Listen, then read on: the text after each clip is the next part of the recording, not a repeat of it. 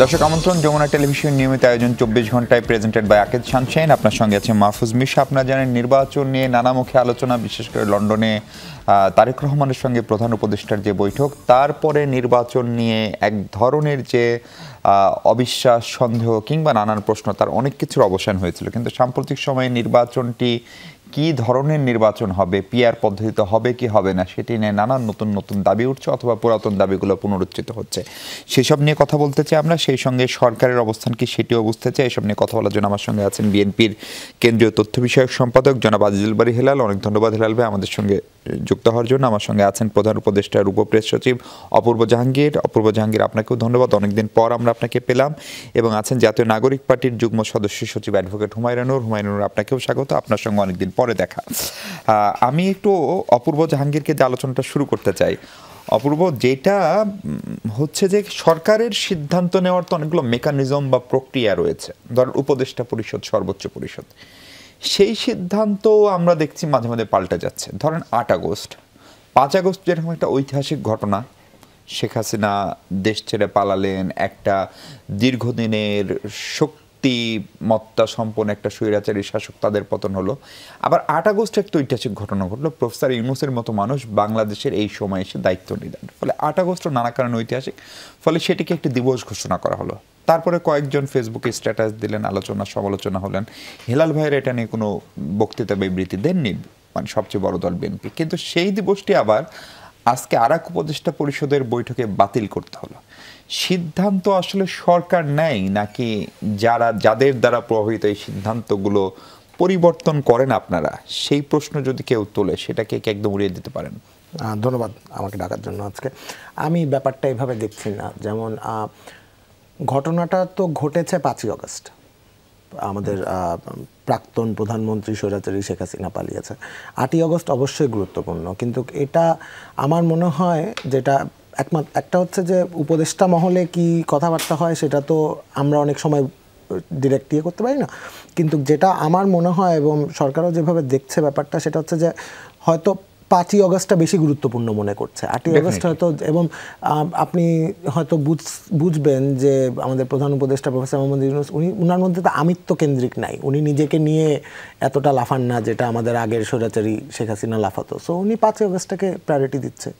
তাহলে কি ওই সিদ্ধান্তটা ভুল ছিল অথবা তাকে ভুল বোঝানো হয়েছিল?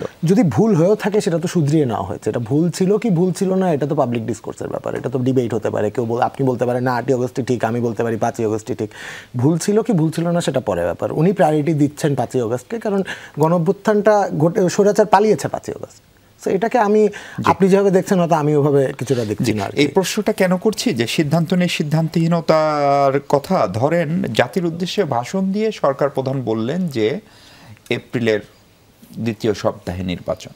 তারপরে সবচেয়ে বড় দল বিএনপির ভারপ্রাপ্ত চেয়ারপারসন তারেক রহমানের সঙ্গে বৈঠকের পরে মোটামুটি জায়গায় কিছু শর্ত সাপেক্ষ হলেও এটা আসলো রমজানের আগে হতে পারে।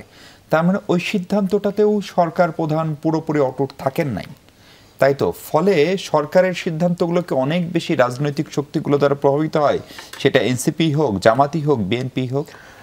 আমার মনে হয় এইভাবে জিনিসটা হলে আপনি হয়তো প্রধান উপদেষ্টার সাথে স্বৈরাচারী শেখ হাসিনার মিল খুঁজতে চাচ্ছেন, আমার বলে মনে হয়। আমি কেন বলছি, সরকার ইজ ওপেন টু আপনার public opinion and open to আপনার ডিসকাশন। সো কোনো কিছুই কিন্তু সেট ইন স্টোন না। যেমন আপনি এপ্রিলের নির্বাচনের কথা বললেন, তারপর লন্ডনের বৈঠকের পর বলা হলো যে যদি সব কিছু শেষ হয়ে যায় তাহলে ফেব্রুয়ারিতে আসবে। মানে এই সরকার তো যেদের বসে এই সরকার বসে নাই, এবং এই সরকারের তো একদিনও এক্সট্রা থাকার কোনো ইচ্ছা নাই। মানে আমি বলবো যে যদি আগে সব শর্ত চলে আসে, জানুয়ারিতে নির্বাচন দিতে এই সরকারের কোনো সমস্যা নেই। সো এটাকে আমি আবার যদি না আসে তাহলে জুনেও নির্বাচন হতে পারে। মানে এটা তো উনি যৌথ বিবৃতিতে বলাই আছে যে যদি কাজগুলো সম্পন্ন হয় তাহলে রোজার আগে নির্বাচন হতে পারে। সো আমি জিনিসটাকে দেখি যে হচ্ছে মানে সরকারের ওপেননেসটাকে আমি দেখি, রাদার দেন আপনি যেভাবে ফেস করছেন। জি হেলাল ভাই, এই নির্বাচনটা কবে সেটি নিয়ে মনে হচ্ছিল লন্ডন বৈঠকে একটা সমাধান হয়েছে, কিন্তু আমরা সাম্প্রতিক সময়ে ধরেন যে সমস্ত বক্তব্য শুনছি, জাতীয় সরকার আগে স্থানীয় সরকার নির্বাচন, সংখ্যানুপাতিক প্রতিনিধিত্ব পদ্ধতিতে নির্বাচন, তারা একটি উদ্দেশ্যকে সামনে রেখে এগুলো করছেন বলে মন্তব্য করেছেন আপনার দলের স্থায়ী কমিটির সদস্য সালাউদ্দিন আহমেদ। তিনি বলছেন যে এদের উদ্দেশ্য হচ্ছে নির্বাচনটাকে হয় বিলম্বিত করা, না হয় নির্বাচনটাকে না হতে দেওয়া। এখন তাহলে কি এই প্রশ্ন বড় হয়ে গেল, নির্বাচন কবে হবে নাকি কিভাবে হবে? দেখেন, আমার বক্তব্য হলো যে where there is chaos there is an opportunity. বিশৃঙ্খলা থাকলে সেখানে একটা সুযোগও তৈরি হয়। এখন আপনি নির্বাচন যে বাংলাদেশের রমজানের আগে, অর্থাৎ ২৬ সালের রমজানের আগে হবে, এটা মোটামুটি নিশ্চিত হওয়া গেছে। কিন্তু ভিতরে যে সমস্ত ন্যারেটিভ তুলছে যে আপনার পিআর পদ্ধতিতে নিম্নকক্ষ, তারপরে আপনার আপনার এনসিসি নিয়ে একটা সমস্যা, তারপরে উচ্চ কক্ষের আপনার সংখ্যানুপাতে হবে না সরাসরি হবে, এই দুই তিনটা সমস্যা এখনো বেঁধে আছে। এখন আমাদের বক্তব্য যারা আবার ঐক্যমত কমিশন যে সমস্ত বিষয় আমাদের কাছে প্রস্তাব দিয়েছে, সব বিষয়ে যে আমাদের ঐক্যমত হতে হবে এমনও কোনো কথা নেই। সুতরাং আমরা বলছি যে যারা আজকে যদি নির্বাচনকে কেউ পিছিয়ে দিতে চায়, তার উদ্দেশ্য হলো যে তার নিজের দলের শক্তি সমর্থকে, যেহেতু এখনও দুর্বল, তিনি আরও গুছিয়ে নিতে চান, তার সংগঠনটাকে আরও মজবুত করতে চান, তার পপুলার ভোট আরও বাড়াতে চান, এমন কোনো একটা আশঙ্কা থেকে, এমন কোনো একটা সিদ্ধান্ত থেকে আমরা বলেছি যে এরা নির্বাচন পিছিয়ে দিতে চায়। এখন যেই সব কারণে নির্বাচন পিছিয়ে দিতে চায়, এইটুকু কিন্তু গ্রহণযোগ্য কোনো কারণ না। সুতরাং জনগণ এগুলো আলটিমেটলি মেনে নেবে না। এগুলো একটা মানে নির্বাচনের আগে একটা আন্দোলনের একটা বাবল তোলে, এই বাবল আবার বাতাসে মিলিয়েও যায়। আর যেটা বলছেন যে যারা নির্বাচন হতে দেবে না, এটা তো মারাত্মক একটা অপরাধ। হতে দেবা না, এটা একটা অপরাধ। এই কি মারাত্মক অপরাধ এই জন্য যে বাংলাদেশের নির্বাচন যাতে না হয়, বাংলাদেশ যেন অস্থিতিশীল হয়, এটা কে চায়? এটা প্রতিবেশী রাষ্ট্র ভারত এবং পরাজিত মাফিয়া চায়। তাহলে হতে দেবে না যারা, তাদের সাথে এদের একটা নেক্সাস রয়েছে, ভারতের একটা নেক্সাস রয়েছে, পরাজিত মাফিয়াদের একটা নেক্সাস রয়েছে। সুতরাং এই শক্তিও যারা হতে দেবে না, এদেরাও কিন্তু একটা বাবল তুলছে, এই বাবলও বাতাসে মিলিয়ে যাবে। এই যে পিছিয়ে দেওয়ার যে অভিযোগ আপনারা করেন, অভিযোগ করছেন, আমরা আপনাদের অবজারভেশন বলছি, কিন্তু ধরেন নির্বাচন কবে, সেই ডেটটাই কি আসলে চূড়ান্ত হয়েছে? নির্বাচন কমিশন দিবে। আপনারা ইতিমধ্যে দেখেছেন যে প্রধান উপদেষ্টা ডক্টর ইউনূস আপনার নির্বাচন কমিশনের সাথে দেখা করেছেন। এখনো আমরা সেই সিদ্ধান্ত জানিনি। আমরা বলেছি যে উনি এটা জাতির সামনে পরিষ্কার হওয়া উচিত যে আসলে কী আলোচনা হলো। নিশ্চয়ই ওটা কোনো সৌজন্য বৈঠক ছিল না। আমরা পলিটিক্যাল অ্যানালাইসিস থেকে বা পলিটিক্যাল চিন্তাভাবনা থেকে ওটা কোনো সৌজন্য বৈঠক ছিল না। অবশ্যই সেখানে নির্বাচন কমিশনের সাথে তো আর আইন শৃঙ্খলা নিয়ে আলোচনা হতে পারে না, নির্বাচন কমিশনের তো রাজনৈতিক পরিস্থিতি আলোচনা হতে পারে না, নির্বাচন কমিশনের সাথে প্রধান উপদেষ্টার হবে নির্বাচন নিয়ে আলোচনা, এটাই স্বাভাবিক কথা। কী আলোচনাটা হলো, নির্বাচন নিয়ে কী আলোচনাটা হলো, এটা হয়তো আমরা খুব সামনে জানতে পারবো। সুতরাং আমি মনে করি যে বাংলাদেশে নির্বাচন হবে, কারণ হতে হবে, শুধু হবে বললে হবে না, কারণ আমরা ১৭ বছর লক্ষ লক্ষ মানুষ রক্ত দিয়েছে, লক্ষ লক্ষ মানুষ জীবন দিয়েছে এই গণতন্ত্র পুনরুদ্ধার এবং নিজের ভোটের অধিকার দেওয়া প্রতিষ্ঠা করবেন। সুতরাং কেউ যদি এখন মনে করেন, আমরা জুলাই সনদ একটা ইম্পর্টেন্ট একটা বিষয়, জুলাই সনদ আমার ধারণা জুলাই মাসে হয়ে যাবে। কারণ কি, আমি যে তিনটার কথা বললাম যে দেখেন 70 আর্টিকেলস অলরেডি স্যাটিসফাইড, আপনার স্থায়ী কমিটিতে কতজন হবে এটা কিন্তু অলরেডি স্যাটিসফাইড, তারপর সংবিধানের মূলনীতি এটা নিয়েও স্যাটিসফাইড, তারপরে আপনার নিম্নকক্ষ স্যাটিসফাইড। এখন উচ্চকক্ষের একটা সমস্যা রয়ে গেছে, আর হলো আপনার এনসিসি। আর প্রধানমন্ত্রীর মেয়াদে তো আমরা 10 বছর, দেখেন আমরা কত কর্ডিয়াল, কিন্তু আমরা মেনে নিয়েছি ইন্টেইলস দ্যাট যে আপনার এনসিসি এইটা আপনার একটা স্বতন্ত্র সংস্থা, এটা কারো কাছে জবাবদিহিতা নেই। এই জন্য আমরা বলেছি যে আমাদের যে সমস্ত সাংবিধানিক প্রতিষ্ঠানগুলো আছে, অর্থাৎ দুদক, মানবাধিকার, পাবলিক সার্ভিস কমিশন, এদের যে বিদ্যমান আইন, এই বিদ্যমান আইনগুলোকে রদবদল করে সেই বিদ্যমান আইনকে আরও স্ট্রং করে আপনি সেখানে একটা আপনার সার্চ কমিটি করে নিয়োগ দিতে পারেন। আপনি যে প্রধানমন্ত্রীকে নিয়োগ দিতে দিবেন না, ঠিক আছে, এটা তো বিএনপি মানেই, আপনি সার্চ কমিটি করেন। এর আগে যে সার্চ কমিটি করা হয়েছে সেখানে তো প্রধানমন্ত্রী কোনো ইন্টারফিয়ারেন্স ছিল না, হয়তো ইনডাইরেক্টলি ছিল, কিন্তু এখন যে আমরা বলছি যে আপনি সাংবিধানিক কমিটিগুলো একটা সার্চ কমিটি করেন এবং তাদেরকে অ্যাকাউন্টেবল রাখেন। যেমন তারা যদি তাদের যে নিয়োগ দিবে সেই নিয়োগকর্তার আদেশে সে যদি একটা রিগড ইলেকশন, সে যদি একটা ম্যানিপুলেটেড ইলেকশন করে, তাহলে যেন তাকে ক্রিমিনাল অফেন্সের লায়াবিলিটিসটাও তার নিতে হবে।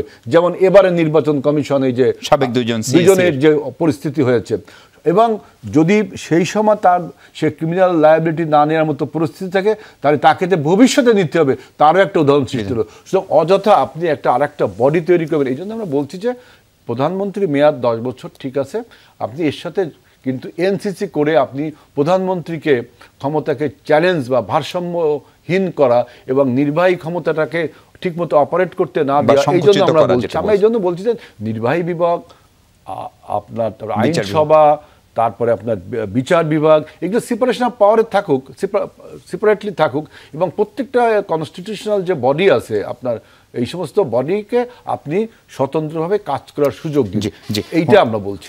হুমায়ুন রানুর, আপনাকে যে প্রশ্নটা করতে চাই, প্রধান উপদেষ্টার সঙ্গে সিইসির যে বৈঠক, সেই বৈঠকটি খুবই সিগনিফিক্যান্ট, এবং ধারণা করা হয় আমরা এ ধরনের সরকার বা যে কোনো সরকার যখন সামনে একটা নির্বাচন থাকে, মূলত নির্বাচনের প্রক্রিয়া, প্রস্তুতি, বাজেট, অন্যান্য আনুষঙ্গিক প্রস্তুতি, সেসব নিয়ে কথা বলা হয়।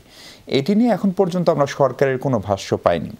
যেমন ধরেন প্রফেসর ইউনূস সবশেষ যে সময়ে খানিকটা অভিমান করলেন, নানান টানাপোড়েনে রাজনৈতিক পদত্যাগ করতে চাইলেন, সেই খবরটি আমরা আপনাদের মাধ্যমে, মানে এনসিপির নেতৃবৃন্দর কাছ থেকে পেয়েছিলাম। আপনি কি জানতে পেরেছেন আসলে প্রধান উপদেষ্টাকে সিইসিকে প্রধান উপদেষ্টা কি নির্দেশনা দিলেন, বা সেই বৈঠকের বিষয়বস্তু সম্পর্কে আপনাদের কোনো ধারণা? ধন্যবাদ মিশু ভাই, আপনাকে সবাইকে সালাম দিয়ে শুরু করছি। আপনাদের সবার প্রশ্নের উত্তর দেওয়ার আগে সবাইকে একটা ইনভিটেশন এবং একটা বিষয় জানাতে চাচ্ছি আজকের এই অনুষ্ঠানে। আগামী 1 জুলাই থেকে আমরা জুলাই পদযাত্রা শুরু করতে যাচ্ছি। আমরা বাংলাদেশের 64 জেলায় পৌঁছে যাবে এনসিপি, এবং মানুষের কাছে যাবে, মানুষের কথা শুনবে, মানুষের সাথে সংযোগ করবে, এবং মানুষের যে আশা আকাঙ্ক্ষার বাস্তবায়ন কতটুকু হচ্ছে, সেই জন্য কার প্রত্যাশা কতটুকু, সেটা নিয়ে আমরা আলাপ করব। এবং জুলাই সেই কর্মসূচিটা শুরু হতে যাচ্ছে। আশা করব সারা বাংলাদেশ আমাদের সাথে থাকবে, সবাইকে সেই জন্য আহ্বান জানাচ্ছি। তারপর আপনার প্রশ্নের উত্তরে যদি আসি, এই পর্যন্ত আমরা গণমাধ্যম থেকে এনসিপির, আসলে আপনি যেটা জিজ্ঞেস করছেন আমাকে, আমি তো এনসিপির প্রতিনিধিত্ব করছি, গণমাধ্যমের মাধ্যমে যতটুকু আমরা জানতে পারছি, এর বাইরে তো আমাদের জানার আসলে সুযোগ নেই। হয়তো আমাদের দুজন প্রতিনিধি সরকারে আছেন, ছাত্র প্রতিনিধি, তিনি তো দলীয় প্রতিনিধি না, তাদের তো সব বিষয়ে আমাদের জানার কোনো সুযোগ নেই।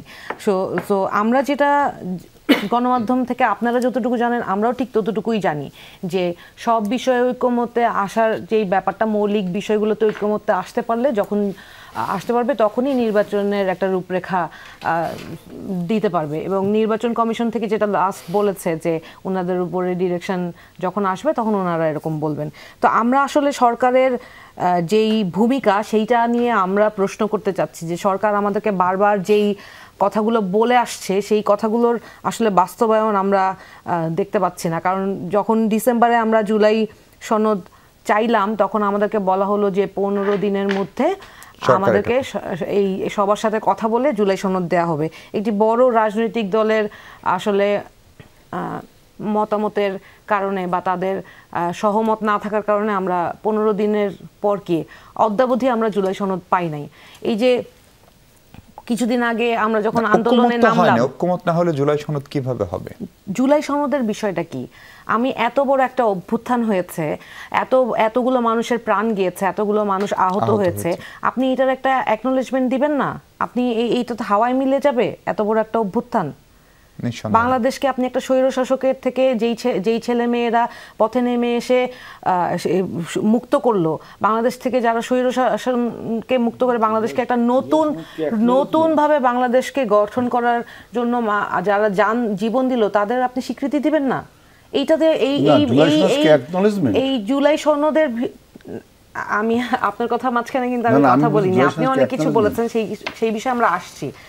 এখন জুলাই সনদের বিষয়গুলো কি, এই ঘোষণাপত্রটা কেন আসছে না? বলা হচ্ছে যে দুইটা জিনিস, কিন্তু একটা হচ্ছে জুলাই সনদ আর একটা হচ্ছে জুলাই ঘোষণাপত্র, দুইটা কিন্তু আলাদা। এই জুলাই সনদ বলে যেই জিনিসটা আপনারা বলছেন যে মৌলিক সংস্কারের বিষয়গুলো জুলাই সনদে আসবে, আমরা কিন্তু জুলাই ঘোষণাপত্র নিয়ে আমাদের বেশি আগ্রহ। আমরা অবশ্যই সংস্কার চাই, বাংলাদেশকে সংস্কার করার জন্যই তো আমরা এই আন্দোলনটা করেছি। এই আন্দোলনের এই ফলাফল তো আমরা অবশ্যই চাবো। বাংলাদেশের মানুষ যখন ছাত্র জনতার ডাকে রাস্তায় নেমে আসে এক দফার দাবিতে, সেই দাবি কি ছিল? শুধু কি শেখ হাসিনাকে দেশ থেকে পলায়ন করানো? না, বাংলাদেশ যাতে আর কোনো স্বৈরশাসকের হাতে না পড়ে, আর কেউ যাতে স্বৈরশাসন করতে না পারে, সেটাই ছিল উদ্দেশ্য। এখন দেখেন আলোচনায় কেন ঐক্যমত হওয়া যাচ্ছে না, তার কারণ হচ্ছে সবাই ঘুরে ফিরে না এক জায়গায় আটকে যায়। কারণ আমার যে মেকানিজমটা আমার সংবিধানে রয়ে গেছে, যেই মেকানিজমগুলো আমাকে পরবর্তীতে স্বৈরশাসক হওয়ার জন্য হেল্প করে, আমি কিছুতেই ওই জায়গা থেকে বের হয়ে আসতে চাই না। সহজ কথায়, আমি কিন্তু সাধারণ মানুষ, আমি গতানুগতিক রাজনৈতিকবিদদের মতো কথা বলছি না কিন্তু, কারণ আমার ব্যাকগ্রাউন্ডটা হচ্ছে আমি একদম সাধারণ মানুষের মাঝখান থেকে উঠে আসা। তা আমি যখন দেখি, যখন আমি সাধারণ মানুষের কাতারে থেকে এই আলোচনাগুলো দেখি, তখন আমি বুঝি যে এই যেই মেকানিজমটা এক্সিস্টিং মেকানিজম, এখান থেকে বেরোয় আসবে না। কেন বেরোয় আসবে না? কারণ এই মেকানিজমটা আপনাকে হেল্প করে। আপনি বিভিন্ন, এই যে এনসিসি চায় না, তারপরে বললো সাংবিধানিক ও সংবিধিবদ্ধ প্রতিষ্ঠানের যে নিয়োগের প্রসেসটা, এইখানেও তারা একটা গ্রেটার ইনফ্লুয়েন্স চায়। এই বিষয়টা কি এরকম না? ধরেন হেলাল ভাইরা জানে যে নির্বাচন হলে পপুলার ভোটে তারা জিতবেন, ফলে তারা দ্রুত নির্বাচন চান। আপনারা যেহেতু 64 জেলায় এখনো কমিটি শেষ করতে পারেনি, সম্ভবত 34 জেলায় কমিটি হয়েছে আমি যদি ভুল না করি, ফলে আপনাদের প্রস্তুতির জন্য আপনারা একটু বেশি সময় চান। ফলে রাজনৈতিক দলগুলো তো তার সমীকরণ করেই সংস্কার বা এই বিষয়গুলো এনে দেন দরবার করার কথা। আপনারা কিন্তু, আমরা যখন আমাদের আবেদন করা হয়নি, গঠনতন্ত্র করা হয়নি, তখনও আমাদেরকে ভেবেছিলেন যে আমরা সময় মতো এটা করতে পারবো না কাজটা। আপনারা সময় মতো পারেননি, আপনারা অতিরিক্ত সময় নিয়েছেন। আমাদের সাথে আরো 133টা দল আমাদের সাথে সময় নিয়েছে, একই দিনে 134টা দল আবেদন জমা দিয়েছে। তো ওইটুকু সময়ের মধ্যেও আমরা করতে পারবো না বলে আপনারা মনে করছিলেন, আমরা কিন্তু সেটা পেরেছি। তো আমরা যা পেরেছি সেটা আমরা ইনশাল্লাহ আমরা সময় মতো যত দ্রুত সম্ভব আমরা পারবো। মানুষের সমর্থন আমাদের সাথে আছে। আর এই যে মিডিয়াতে বারবার করে সবাই এই কথাটা স্ট্যাবলিশ করতে চাচ্ছে যে বিএনপি ক্ষমতায় আসবে, তাহলে আপনাদের মধ্যে আপনারা যদি মনেই করেন যে বিএনপি ক্ষমতায় আসবে, তাহলে ওনাদের মৌলিক সংস্কার করতে এত দ্বিধাদ্বন্দ্ব কেন? মানুষের যেটা চাওয়া, সেই চাওয়াতে তারা একমত হইলেই পারে। একমত হইলে তো সমস্যা নাই, তারা তো ক্ষমতায় আসবে। তাহলে ক্ষমতায় এসে সেই ক্ষমতাটা দীর্ঘায়িত করা এবং সমস্ত প্রতিষ্ঠানকে কুক্ষিগত করে রাখার জন্য যে মেকানিজমটাকে টিকিয়ে রাখা, এটার জন্য এত আকুলতা কেন? ডক্টর আলী রিয়াজ আজকে স্পষ্ট করে বলেছে হেলাল ভাই যে ঐক্যমতের যে অগ্রগতি সেটাতে সন্তোষজনক না, যিনি ঐক্যমত কমিশনের ভাইস প্রেসিডেন্ট, সেটার চেয়ারম্যান প্রফেসর ডক্টর ইউনূস। ফলে এই যে জায়গাগুলো নিয়ে আপনাদের সঙ্গে দ্বন্দ্ব, সেই জায়গাগুলো আসলে কিভাবে মিটাবেন, অথবা মিটাইতে হবেই কিনা, সেটি একটি প্রশ্ন। আরেকটি প্রশ্ন হচ্ছে যে বিএনপিকে রাজনৈতিকভাবে একা হয়ে পড়ছে কিনা, বিশেষ করে একটি মহাসমাবেশ চরমোনাই পীরের, এবং সেইখানে যেভাবে আপনাদের সঙ্গে থাকা অনেক রাজনৈতিক দলের নেতারা গিয়েও ভোটের প্রক্রিয়া পদ্ধতি নিয়ে কথা বলেছে, ফলে সেটি থেকে বিএনপি একা হচ্ছে কিনা, নাকি এটি বিএনপিরও একটি কৌশল তাদেরকে বিরোধী দলে ঠেলে দিয়ে নিজেরা সরকারি দলে থাকার বা ভবিষ্যতে সরকার গঠন করার জন্য জনমানুষ পটে একটা ধারণা তৈরি করা? সেই প্রসঙ্গে কথা বলবো দর্শক, তার আগে ছোট একটা বিরতি। দর্শক আরেকবার স্বাগত 24 ঘন্টা, আমরা সমসাময়িক রাজনীতি নিয়ে কথা বলছি। বিএনপি নেতা আজিজুল বারী হেলাল আছেন আমার সঙ্গে। হেলাল ভাই, এই ঐক্যমত আসলে অসন্তোষজনক, তাহলে এত আলোচনা, যেটিকে আপনার নেতা সালাউদ্দিন সাহেব নানান ধরনের প্যারোডি করছেন ঐক্যমতে পৌঁছানোর জন্য, আর কত কি করতে হবে, কতবার খেতে হবে, আদৌ কি ঐক্যমতে পৌঁছাতে পারছে বিএনপি, নাকি আপনারা যেটা চান সেইখানেই রিজিড থাকছেন? না, দেখেন, এটা হলো বোঝাপড়ার সমস্যা। রাজনৈতিক বোঝাপড়া যদি না থাকে তাহলে সমস্যা। আমি পলিটিক্স করি, আমার বক্তব্যের সাথে আপনি মিডিয়া জগতের লোক, সব জায়গায় আপনার সাথে আমার মিলবে না, আবার মিডিয়া জগতের অনেক কথার সাথে আমার কথা মিলবে না। আপনাদের একটা তা আমাদের যে অপোনেন্ট যাদের সাথে আমরা আলোচনা করছি, ঐক্যমত কমিশন তো এখানে রেফারির ভূমিকা পালন করছে, এখানে বোঝাপড়ার সমস্যা। যেমন দেখেন এই যে ব্যারিস্টার হুমায়রা, ও একটু মাইন্ড করলো আমার পরে যে আমি তার কথার মধ্যে কথা বলেছি। আমি কিন্তু জুলাই সনদের পক্ষের একজন লোক, সমর্থক। সে যখন জুলাই সনদকে অ্যাকনলেজমেন্ট, আমি বলি একটু আমি তোমাকে জুলাই সনদ সে যখন অ্যাকনলেজমেন্ট বলতেছে তখন আমার একটু খটকা লাগলো। সেদিন তাকে বললাম ওটা কি অ্যাকনলেজমেন্ট না, তো এটা তো একটা কমিটমেন্ট নাকি? ডু ইউ থিঙ্ক যে acknowledgement and commitment is the same word?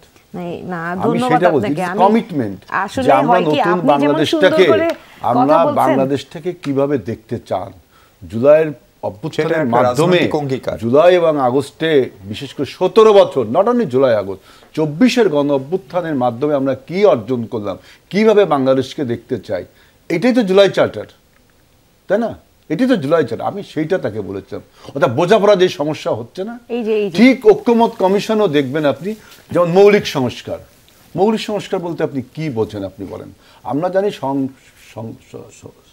Constitution বা সংবিধানের 4টি মৌলিক বিষয় আমাদের মূলনীতি। সেখানে এখন যোগ করা হচ্ছে সাম্য, ঐক্য, সাম্য, মানবিক মর্যাদা, ন্যায় বিচার এবং ওই যে আপনার ধর্ম নিরপেক্ষতার বদলে আপনার সমস্ত ধর্মের সম্প্রীতি এবং আরো একটা কি জানো, এই বিষয়টা আমরা সবাই ঐক্যমত হয়েছি।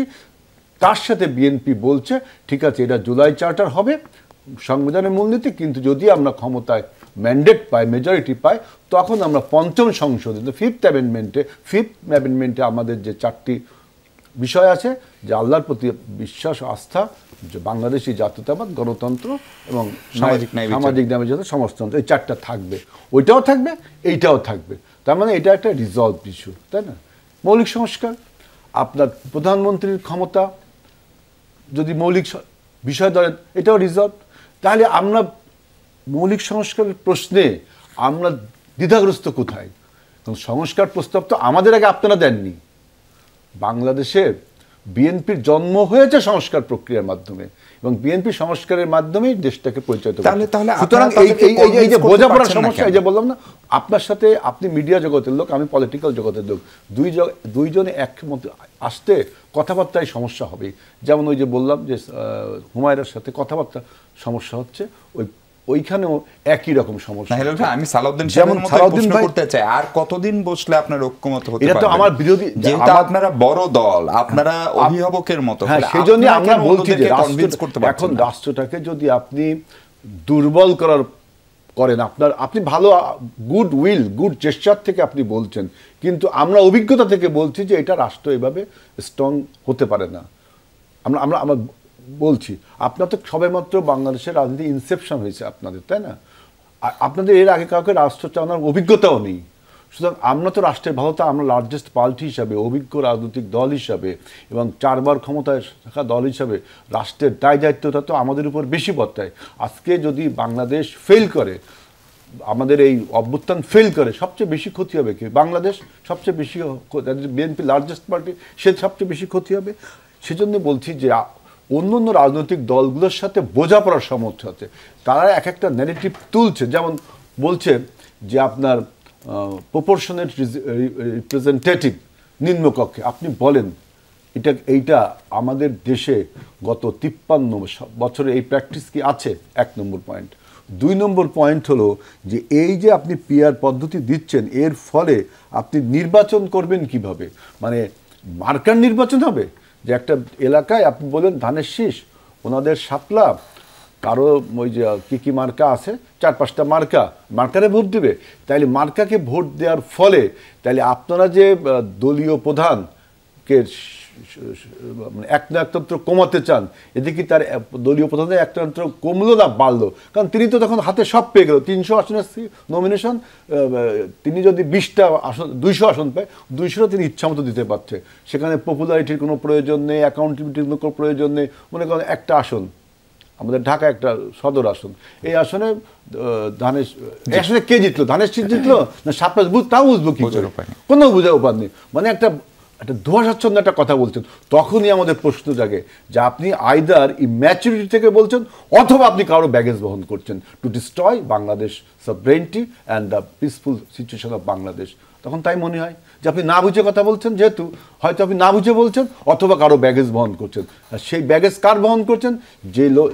যে বাংলাদেশের অনিশ্চয়তা চায়, বাংলাদেশের ক্লায়েন্ট স্টেট চায়। এই জন্য আমরা আমাদের বিএনপি আমরা বারবার আলোচনায় বসছি এবং আরেকটা বললেন যে মহাসমাবেশ হয়েছে, এটা কিন্তু বলছেন আপনি যে কিসে জানো, মানে বিএনপি একা হয়ে যাচ্ছে কিনা? বিএনপি একা হবে কেন? একা মানে রাজনীতিতে বিএনপি একা হবে কেন? আমাদের যে সমমনা রাজনৈতিক দল আছে, জোট আছে, এবং ইলেকশনের যত ইলেকশন কাছে আসবে রাজনীতিতে এরকম অদল বদল, এই যে অ্যালায়েন্স গঠনের ক্ষেত্রে অনেক কিছু দেখতে পাবেন, তাই না? অনেক কিছু দেখতে পাবেন। কালকে মনে করেন সমাবেশে 3-4টি দলের নেতৃবৃন্দ বক্তব্য দিয়েছে, সেখানে আপনার বাংলাদেশের নিবন্ধিত সব রাজনৈতিক দলকে দাওয়াত করেছে এমন কিছু না, এবং সেখানে অনেক বক্তব্য দিয়েছে। যেমন গোবিন্দচন্দ্র প্রামাণিক, তিনি কিন্তু বক্তব্য দিয়েছেন, এটা কিন্তু ইম্পর্টেন্ট, এবং তিনি বলেছেন যে পিআর পদ্ধতি ছাড়া বাংলাদেশে ভোট হতে দেওয়া হবে না। এই কথাটা কিন্তু খুবই তাৎপর্য বহন করে। বাংলাদেশের জনগণের এই কথাটার বিশ্লেষণ করা উচিত। এবং জামাত ইসলামের সমাবেশে আপনার ওই যে উনি যেন কে, ওই যে আরেকজন, ওই যে কালবেলা পত্রিকার সন্তোষ শর্মা, তিনিও কিন্তু গিয়েছেন না। অতএব বাংলাদেশের মানুষ কিন্তু, যারা পলিটিক্যাল অ্যানালিস্ট, ইভেন আপনিও বুঝবেন যে বিষয়গুলো আসলে কোন দিকে যাচ্ছে। যতই যাক, কিন্তু বাংলাদেশের পক্ষের মানুষ তো বেশি, তাই না? বাংলাদেশের পক্ষের মানুষ বেশি না। যে পিআর পদ্ধতি, যেই পদ্ধতির কোনো কিভাবে নির্বাচন হবে, পৃথিবীতে আমি দেখলাম সুইডেনে এই পদ্ধতি যেটা আছে, আর আমাদের উপমহাদেশে কি আছে এই পদ্ধতি? আপনি ব্রিটিশে কি আছে? তার মানে কি যে এই ন্যারেটিভগুলো, এই যে অস্বচ্ছ ন্যারেটিভগুলো যারা তুলছে, জুলাই ঐক্যমত্য হতেই হবে। জুলাই সনদ আমাদের করতে হবে, জুলাই চার্টার ঘোষণা করতে হবে, জুলাই মাসে ঐক্যমত হতেই হবে। তার আগে একটা বাচ্চা প্রসব হওয়ার আগে যে তীব্র চিৎকার, এই চিৎকার কিন্তু এই জন্য আমি বলছি যে where there is chaos there is an opportunity. সুতরাং বিএনপি কিন্তু একা হয়নি, বিএনপি সবাইকে নিয়েই, বিএনপির সবচেয়ে বড় দায়িত্ব হবে এই নির্বাচনটাকে সবাইকে নিয়ে করার চেষ্টা করা। অপূর্ব জাহাঙ্গীর, আপনার কাছে আমি একটা জিনিস খুব সরাসরি জানতে চাই। ধরেন কুমিল্লায় একটা ধর্ষণের ঘটনা খুবই আলোচিত, সেটি নিয়ে আপনারা একটা বিজ্ঞপ্তি দিয়েছেন, আইন শৃঙ্খলা বাহিনী দ্রুত পদক্ষেপ নিয়েছে নিঃসন্দেহে। প্রশ্ন হচ্ছে যে এই বিষয়টি নিয়ে ধরেন এক ধরনের দোষারোপের রাজনীতি আমরা শুরু থেকেই দেখছি। ট্যাগ দেওয়ার চেষ্টা করা হয়েছে শুরুতে, যিনি বিএনপির রাজনীতি করেন কিনা, বিপরীতে আসলো যে না, উনি বিএনপি না, উনি আওয়ামী লীগের রাজনীতি আসলে করতেন। এবং সরকারের একজন উপদেষ্টা তিনি বলছেন যে এই ঘটনার জন্য স্থানীয় আওয়ামী লীগ নেতাকর্মীদের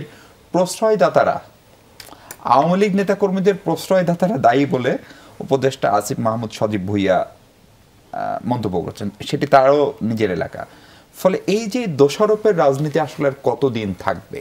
এবং আরেকটি প্রশ্ন করি আপনাকে, যেহেতু আপনি প্রেস উইংয়েও কাজ করেন, যে বিবৃতিটা দেওয়া হয়েছে সেখানে ধর্ষণের শিকার যে নারী বলে দাবি করা হচ্ছে তাকে চেনা যায় এরকম শব্দসমূহ আপনারা ব্যবহার করেছেন, এটি কি সচেতনভাবে নাকি এটিও কোনো একটা ভুল?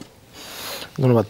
প্রথমত আমি এটা করতে চাই যে ঘটনাটা ঘটেছে এখানে কে কোন পার্টি করে এটা আমার কাছে বিষয় না। এটা আমি মনে করি পার্সোনালি এটা অত্যন্ত লজ্জাজনক যে অন্তর্বর্তীকালীন সরকার থাকা অবস্থায় এরকম একটা ঘটনা ঘটেছে, বা গণ অভ্যুত্থান পরবর্তী দেশে আমরা এটাকে আমরা এন্ডোর্স তো করি না, মানে এটা কাম্য নয়। এরকম একটা ঘটনা ঘটেছে এবং এটার জন্য আইন শৃঙ্খলা বাহিনী, আপনি বলতে পারেন, আমি ওই এক্সকিউজও দিব না যে আইন শৃঙ্খলা বাহিনী তাড়াতাড়ি ধরেছে, এই ঘটনা হওয়ারই কথা না।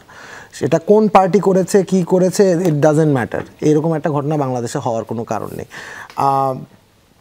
সো এইটাকে আমি আমিও বলবো যে দোষারোপের রাজনীতি না করে বরং এটা এই ধরনের ঘটনা যাতে রিপিট না হয় সেই ব্যবস্থা করা। আর আপনার যে সেকেন্ড কোয়েশ্চেন সেটা হচ্ছে যে দেখেন আমাদের প্রেস উইংয়ে কিন্তু যথেষ্ট নামি দামি সাংবাদিকরা মিলে এই প্রেস উইং গঠিত হয়েছে। আমি নিজেকে সরিয়ে রাখছি ওখান থেকে, আমার যারা কলিগ আছে। সো এই ডিসিশনটা আমি বলবো যা না হয়েছে সেটা ভুলবশত না হয়েছে না সঠিক না হয়েছে সেটা বুঝে, আমার কাছে মনে হয় যে যেটা বুঝে শুনে না হয়েছে। কিন্তু আমি আবার ওই জায়গায় ফেরত আসছি যে আপনি এখানে দোষারোপের রাজনীতি বলতে পারেন, এখানে আপনি বলতে পারেন আসিফ মাহমুদ এক কথা বলেছে, বিভিন্ন ইয়ের কথা বলেছে, এই ডিসকাশনেই যাওয়ার দরকার নেই। এটা ঘটনা ঘটেছে, এই ঘটনা যাতে না ঘটে সেই অবস্থা এই সরকার ট্যাকেল দিতে পারবে কিনা সেটা হচ্ছে কথা। কিন্তু সেই ট্যাকেল দেওয়ার দায়িত্বটা কার? বা ধরেন এই ধরনের ঘটনা নিশ্চয়ই পুলিশ তো আর আগে থেকে জানতো না ধরনের ঘটনা, ফলে এটার জন্য এক ধরনের মানুষের কনফিডেন্স, সামাজিক সহাবস্থান, পারস্পরিক শ্রদ্ধাবোধ, নারীর প্রতি শ্রদ্ধাবোধ, সেই জায়গাগুলোর ইতিবাচক পরিবেশ গত 10 মাসে তৈরি করতে পেরেছেন? এই জায়গাগুলো ইতিবাচক পরিবেশ তো গত 71 পরবর্তী অবস্থা থেকেও ছিল, প্রতিষ্ঠিত হয়নি। এটা আপনি আমাকে 10 মাসের কথা বলে তো এটা লাভ নেই। যেই কথাটা আপনি বললেন এটা তো এডুকেশন রিফর্মের মধ্যে পড়ে, এটা হোল মেন্টালিটির মধ্যে পড়ে, এটা নর্ম চেঞ্জ করার ইয়েতে বলে। বাংলাদেশের পুরুষ বাংলাদেশের নারীকে কিভাবে দেখছে এটা একটা একাডেমিক আলোচনা হতে পারে, সেখান দিয়েই হতে পারে। এটা এইটা তো আমি বলবো এটা বাংলাদেশের মানে স্বাধীন বাংলাদেশ হওয়ার পর প্রবলেম, বা এটা সাউথ ইস্ট এশিয়ার প্রবলেম বলতে পারেন এটা, বা এটা পৃথিবী জুড়েও তো হচ্ছে, এটা যে হচ্ছে না তা তো না। সো এটাকে আপনি মানে এইটা তো আপনি শুধু আইন শৃঙ্খলা বাহিনী দিয়ে ইয়ে করতে পারবেন না, বা কোনো এটার ওই অজুহাতও নাই যে আচ্ছা পলিটিক্যাল পার্টি ক্ষমতায় আসলে হয়তো এটা ট্যাকেল দিতে পারতো না, এটা মেন্টালিটির অবস্থা। সো আমাকে এটা এডুকেশন, এটা সোশ্যাল প্রবলেম, সো এটা ওভাবে অ্যাড্রেস করে যেতে হবে। এবং এটা শুধু এটা অন্তর্বর্তীকালীন সরকারের শুধু দায়িত্ব না, আপনি এটা এভাবে মানে বললে ব্যাপারটা সরলীকরণ হবে যে হচ্ছে যে আপনি এটা কেন অ্যাড্রেস করছেন না, এটা তো পুরো বাংলাদেশের মানুষকে অ্যাড্রেস করতে হবে। আমি আপনাকে এই প্রশ্নটাই করতে চাই, এই যে উপদেষ্টা আসিফ মাহমুদ, উনি এনসিপির কেউ না, নিঃসন্দেহে উনি সরকারের উপদেষ্টা, কিন্তু আমরা জানি যে উনি আপনাদের বন্ধু সহযোদ্ধা। 1 সালে এই একদিন পরেই জুলাই আসছে আবার, ফলে জুলাইয়ের প্রধানতম মানুষদের একজন আসিফ মাহমুদ সজীব ভুঁইয়া, তিনি নানা কারণে আলোচিত হচ্ছেন। তার ভিতরে একটাই আলোচনা হচ্ছে ইশরাক বিরোধী যে আন্দোলন, সেটার সঙ্গে কুমিল্লার রাজনীতির সম্পর্ককে টেনে আনা, এবং আজকের এই ঘটনায়ও আওয়ামী লীগের নেতাকর্মীদের প্রশ্রয়দাতারা দায়ী। মানে উনি বিএনপির দিকে ইঙ্গিত করছেন, বিএনপি উচ্চারণ না করেও। ফলে বিএনপি কেন আওয়ামী লীগের নেতাকর্মীকে আশ্রয় দিবে? মানে বিএনপিকে আওয়ামী লীগের দ্বারা কম নির্যাতিত কোনোভাবে? প্রথমে আসলে আমি একটা বিষয় স্পষ্ট করতে চাই পুরো জাতির সামনে, সেটা হচ্ছে নারীর প্রতি সহিংসতা যারা করে তারা কোনো দলের হতে পারে না, কোনো ধর্মের হতে পারে না।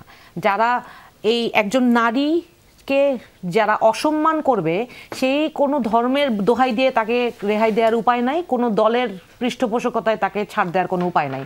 এই বিষয়ে জিরো টলারেন্স, এটা যে কোনো সরকার আসুক, যখনই এই বিষয়ে জিরো টলারেন্স দেখানো শুরু করবে তখনই মানুষের এই ধৃষ্টতা দেখানোর সাহসটা কমবে, তার আগে কমবে না।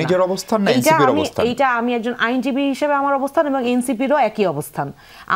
আমি যেমন এনসিপির আইন সেলের কোলিড হিসেবে কাজ করছি এবং নারী সেল নিয়ে কাজ করছি, এবং দুই জায়গা থেকেই আমি আমাদের অবস্থান স্পষ্ট একভাবে বলতে চাচ্ছি যে যে কোনো লোক নারীর প্রতি সহিংসতা সেইটা যেই জায়গা থেকেই হোক, তাকে দল মত ধর্ম যে কোনো বিষয়ের ঊর্ধ্বে রেখে তার প্রতি জিরো টলারেন্স দেখানোর আহ্বান জানাচ্ছি।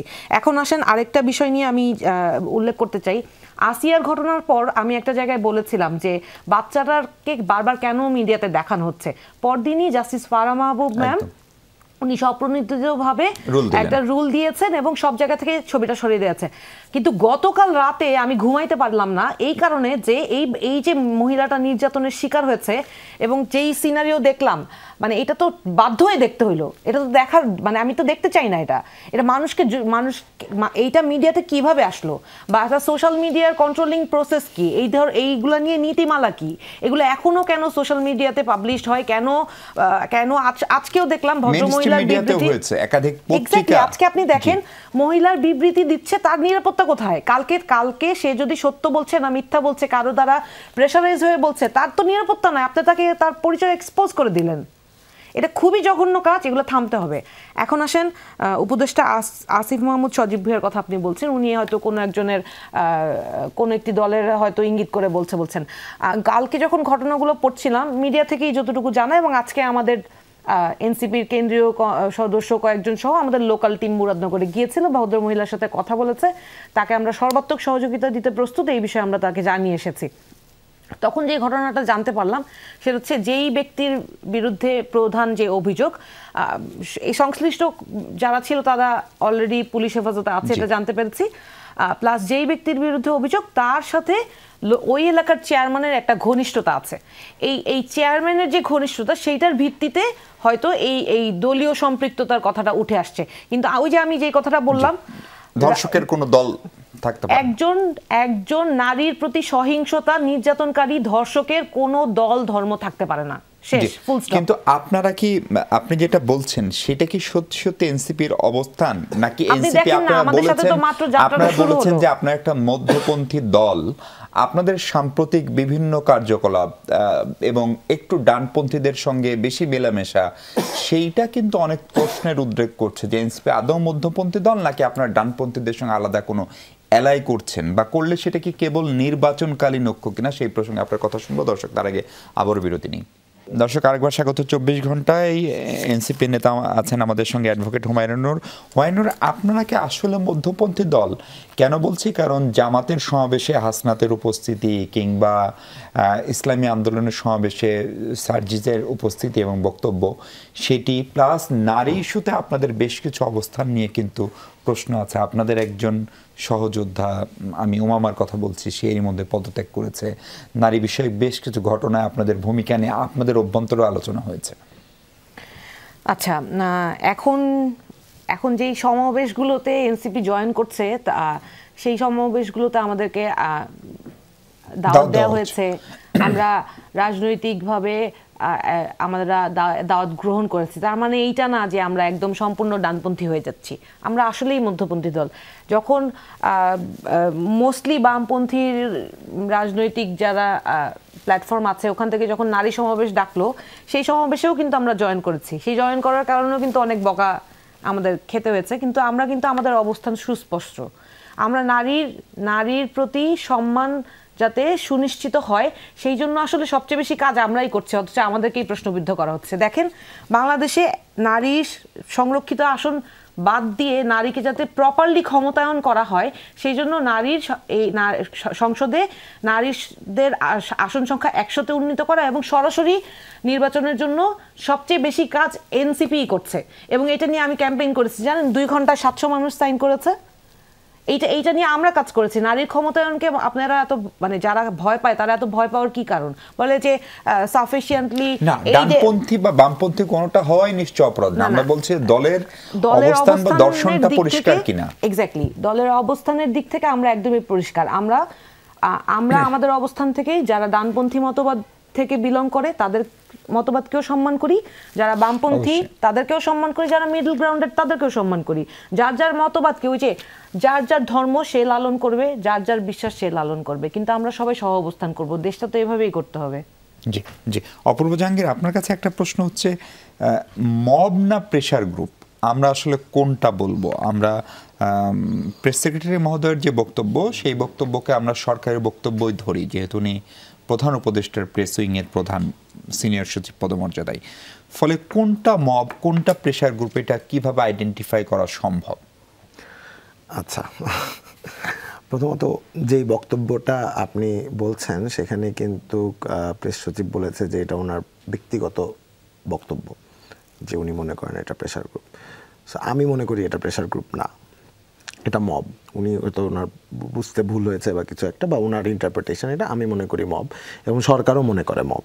এখানে এটা I don't think there is a difference between, মানে এখানে আর কনফিউশন থাকার কোনো কারণ নেই। জি, কিন্তু এই মবের মাত্রা খানিকটা কমেছে নিঃসন্দেহে, কিন্তু এটি বন্ধ করার জন্য আসলে যে সমস্ত পদক্ষেপ, ধরেন পুলিশের কনফিডেন্স আস্তে আস্তে বাড়ছে, প্রশাসন হয়তো আগের চেয়ে গতিশীল হচ্ছে, ফলে অনেকেই বলছেন যে নির্বাচনকে সামনে রেখে ধরনের মবের মাত্রা, অপতথ্য ছড়ানোর মাত্রা, মানে মিসইনফরমেশন, ডিসইনফরমেশন, সেগুলো আরও বাড়তে পারে। সেগুলো নিয়েও নিশ্চয়ই আপনারা আলোচনা করেন, কর্মকৌশল ঠিক করেন, কতখানি প্রস্তুতি সেগুলো? না, অবশ্যই আলোচনা করা হয় এবং সামনের প্ল্যান সেরকমভাবেই আগায় যাতে এই জিনিসগুলো ট্যাকেল করা যায়। কিন্তু এখানে একটা জিনিস যেটা আমি বলবো, যে দেখেন, এমন তো হয় নাই যে জুলাই মাসে একটা দিন হরতাল হয়েছে এবং পরের দিন সরকারের পতন হয়েছে, তাই না? আমরা একটা ব্লাড ব্যাথের মধ্যে দিয়ে গেছি এবং লাস্ট 15 বছর কি হয়েছে সেটা আমরা সবাই দেখেছি। এখানে ঝামেলা হচ্ছে, ধরেন আপনি পুলিশ বলেন, প্রশাসন বলেন, 15 বছর এরা এক ধরনের কাজে ইউজ টু হয়ে গেছে। ওরিয়েন্টেশন। সো এই ওরিয়েন্টেশনটা ব্রেক করা কিন্তু একটা বড় জিনিস, সেটা অনেকটুকু হয়েছে, আরও সামনে হবে। সো এইটাকে এই ওরিয়েন্টেশনটা যাতে ব্রেক হয় এবং আমরা যাতে একটা কোনো সরকারের কোনো একটা দলের পক্ষে প্রশাসন যাতে কাজ না করে, বরং দেশের মানুষের পক্ষে কাজ করে, সেই জায়গাটা যাতে আমরা আসতে পারি, সেই চেষ্টা চালিয়ে যাওয়া হচ্ছে এবং সেই চেষ্টায় চালিয়ে যাওয়া হবে। কিন্তু এইরকম অবস্থা কিন্তু এরকম গণ অভ্যুত্থান পরবর্তী দেশে হয়। আপনি যদি হিস্ট্রি দেখেন বা ওয়ার্ল্ডের যেখানে জায়গায় এই ধরনের ঘটনা ঘটেছে, আপনি কিন্তু দেখবেন যে মানে যথেষ্ট পরিমাণে এই ধরনের ঘটনার এক্সাম্পল হয়েছে। আমি তো বলি যে আমরা অনেক অল্পের উপর দিয়ে বেঁচে যাচ্ছি। মানে আপনি চিন্তা করেন যে লাস্ট অগাস্টের 5 তারিখ যে ঘটনাটা ঘটতো, এটা যদি নিউ ইয়র্কে ঘটতো বা নয়াদিল্লিতে ঘটতো, আমরা দেখি তো নিউ ইয়র্কে একদিন ব্ল্যাক আউট হলে কী অবস্থা হয়ে যায়। সো এরকম একটা জায়গায় কিন্তু আমি বলবো দেশের মানুষ যথেষ্ট পরিমাণ তাদের দেশের প্রতি যে ভালোবাসা সেটা দেখিয়েছে এবং সেটা আমি আশা করি যে সেটা সামনেও দেখাবে। সো এটা, এবং যেই কোশ্চেনটা আপনি করলেন, এই ওরিয়েন্টেশনটা ব্রেক করা হচ্ছে এখন সবচেয়ে বেশি ইম্পর্টেন্ট বলবো। আপনি ছোট করে যদি আরেকটা প্রশ্ন দেন, আর একটা বড় সিদ্ধান্ত আজকে সরকারের উপদেষ্টা পরিষদ নিয়েছে, সেটা হচ্ছে ঢাকায় জাতিসংঘের মানবাধিকার অফিস হবে। আমি একটু পড়াশোনা করতে গিয়ে দেখলাম যে যেসব দেশে এই ধরনের অফিস আছে, ধরেন Burkina Faso, Cambodia, Chad, Guatemala, Guinea, Liberia, Mexico, Niger, Sudan, Tunisia, Uganda, Yemen, Palestine. ফলে আমরা কি ওই কাতারে চলে যাচ্ছি? মানে এর বাইরে কোনো দেশে জাতিসংঘ এরকম অফিস করেনি, অথবা সেই দেশগুলো অনুমোদন করেনি, অথবা এ ধরনের সিদ্ধান্ত নেওয়ার ক্ষমতা অন্তর্বর্তী সরকারে আছে কিনা? ক্ষমতা তো আছে, মানে নৈতিকভাবে অধিকার আছে কিনা? নৈতিকভাবে যদি অধিকার না থাকতো তাহলে পলিটিক্যাল পার্টিগুলো চ্যালেঞ্জ করুক যে এই ঘটনাগুলো না। একটা জিনিস যেটা আজকে প্রেস কনফারেন্সে কিন্তু আমাদের উপদেষ্টা আসিফ নজরুল বলেছেন যে একটা চুক্তি এটা পাঠানো হয়েছে, এমওইউ হবে, ওই এমওইউটা আমাদের কাছে পাঠানো হবে, আমরা দেখবো এবং সেটা হয়তো সকল পলিটিক্যাল পার্টি নিয়ে দেখবো। অনুমোদন করেছে, সেটা পাঠানো হবে। আমি বলছি এই ডিসকাশনটা তো এখন হবে, এবং আপনি যেভাবে জাতিসংঘের অফিস এখানে থাকাকে যেভাবে প্যাকেজ করছেন, আমি জাতিসংঘ মানবাধিকার প্যাকেজ, হ্যাঁ আমি সেটাই বলছি যে মানবাধিকারের অফিস আমাদের এখানে তো জাতিসংঘ মানবাধিকার যে অফিসটা, সেটা তারা তো একটা নিজস্ব ফ্যাক্ট ফাইন্ডিং মিশন দিয়ে একটা বড় রিপোর্ট পাবলিশ করেছে, যেটাই কিন্তু বাংলাদেশের জুলাই আগস্ট মাসে এবং লাস্ট 15 বছরের যে সবচেয়ে বড় একটা দলিল। সো তাদেরকে আমি মনে করি, যেহেতু লাস্ট 15 বছর বাংলাদেশে হিউম্যান রাইটসের যা ইচ্ছা তাই হয়েছে, একদম সোজা কথা, মানে বাংলাদেশের লাস্ট 15 বছর হিউম্যান রাইটস কতদূর ছিল সেটা নিয়ে আমরা কিন্তু আর কিছু নিয়ে একমত না হতে পারি, আমরা সকলে একমত হতে পারি। সো এইখানে এখন এটা কতদূর, এটা তো সত্যি যে এই জিনিসটা যাতে রিপিটেশন না হয় সেটার তো একটা বড় ব্যাপার আছে আর কি। তো হয়তো সেভাবেই হয়তো মানবাধিকার অফিসটা কাজ করবে, মানে এটা আমরা সামনে যত দিন যাবে তত দেখতে পারবো, মাত্র শুরু। হেলে ভাই, আপনি যদি এটা নিয়ে কিছু অ্যাড করতে চান, এই যে জাতিসংঘের মানবাধিকার অফিস, কিংবা ধরেন মাঝখানে আরও বেশ কিছু আলোচনা শুরু হয়েছিল মিয়ানমারের সঙ্গে করিডোর নিয়ে আলোচনা, সে আলোচনাগুলো বন্ধ হলো, বন্দর নিউ মরিন টার্মিনাল কাদেরকে দিয়ে পরিচালনা করা হবে, সে আলোচনাটাও মোটামুটি বন্ধ হলো। কিন্তু এই আলোচনাটাকে আপনারা কিভাবে দেখেন? যদি সত্যি সত্যি এই চূড়ান্ত চুক্তিটি হয় জাতিসংঘের সঙ্গে, সেটির ইম্প্যাক্ট কি হতে পারে বলে ধারণা? অফিস যদি হতেই হয়, তা ঢাকা শহরে কেন? ঢাকা শহরে এমনি হিউম্যান ক্রাউড যেভাবে বাড়ছে, নতুন নতুন আর কোনো সংস্থা, কোনো প্রতিষ্ঠানে ঢাকা শহরে না হয়ে ঢাকার বাইরে হওয়া উচিত, এবং সেখানে সেই সব কর্মকর্তাদের ফ্যাসিলিটিস দিলে আমাদের বাংলাদেশের ইনফ্রাস্ট্রাকচারের ডেভেলপমেন্ট হবে। সব ঢাকা এনে জঞ্জাল, আমি দেখলাম পার্বত্য চট্টগ্রাম অফিস, আঞ্চলিক পরিষদের অফিস ঢাকায় করছে, মাথায় বুদ্ধি দেখেন।